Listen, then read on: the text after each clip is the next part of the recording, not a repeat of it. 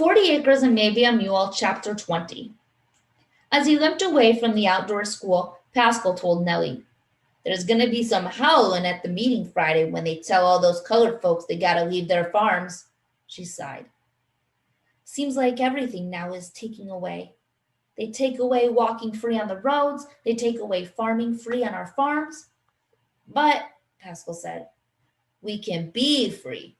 We can do what be good and right." He touched his chest and thought about Mama. After supper with Gideon and Gladness at the cave, Pascal asked Gideon, "Do you got that treasure box?" He crouched in the cave opening.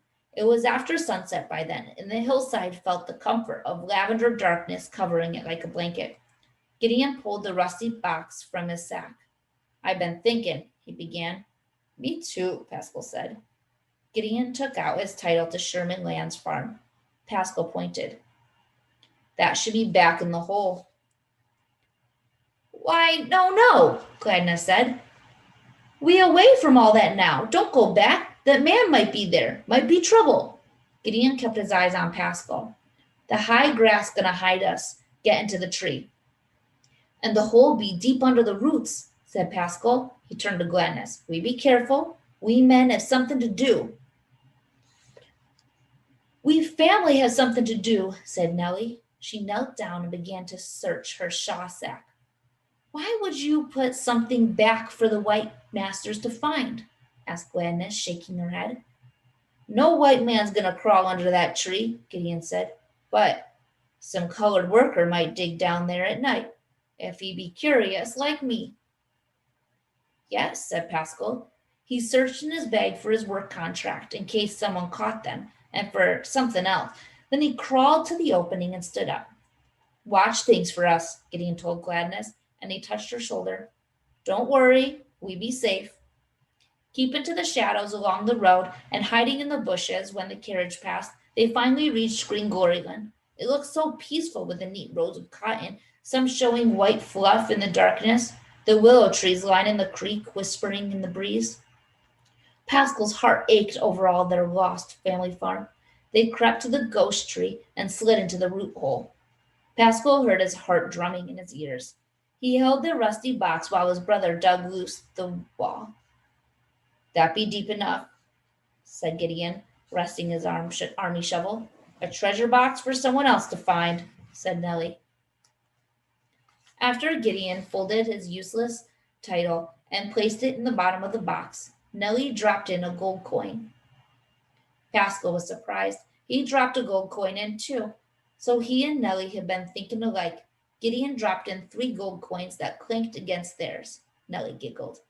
After replacing the box, Gideon packed the hole firm.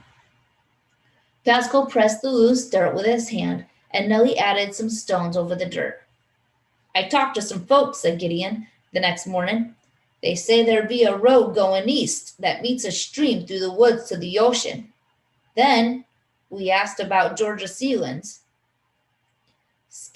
Sipping water, they ate smoked beef strips and stale biscuits for breakfast. Pointing to his apple trees, Gideon's face quivered. "We gonna plant them apple trees on a new farm. This time we gonna buy us land." He shook his fist and looked to the heavens. "Ain't nobody taking away our next farm." "I know," said Gladness, hugging her husband. Glancing at the apple trees, Pascal thought about the plantation whipping tree. He thought about the ghost tree, the tree of reward.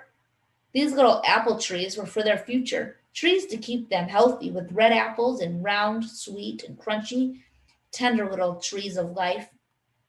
After they had breakfast, Gideon asked, "You all ready to go?" "We could rest a couple days, I reckon," said Pascal. He sniffed the air.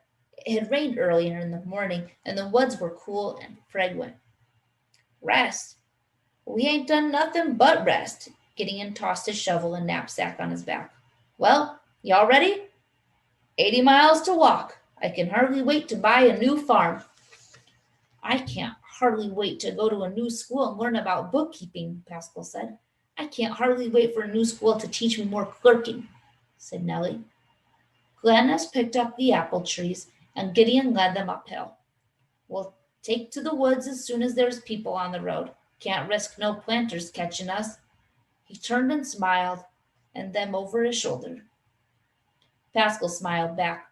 By the road, crushed grass, green from the night rain, smelled good to Pascal. The rising sun made a rainbow in the sky, violet, blue, green, yellow, orange, red, glowing in joyful loveliness. The rainbow seemed like a good sign, and Pascal loved the word joy. Mamma had said that peace was joy resting, and joy was peace dancing. Mamma knew all about peace and joy and freedom, too. What a beautiful September morning, Pascal thought as they headed east into the sunrise. Nellie pointed a long shadow behind them. See if you can run away from your shadow, she called. They ran ahead of Gideon and Gladness. Walls of Jericho, Pascal called as he ran limping along. Not only be I somebody with a family all my own, but I feel as free as an eagle in the sky.